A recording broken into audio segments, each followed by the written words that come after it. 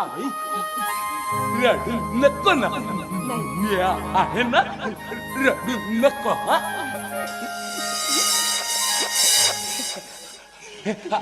आई मामा आला बघ. मामा आला. कसे कसे मी एवढे पैसे जमवू शकलो? ताई तुम्ही खूप महान आहात. एक सख्खी आई सुद्धा करू शकत नाही इतका प्रेम, इतकी माया, इतका जीव तुम्ही शिवावर लावता. त्याची सावत्र आई असू.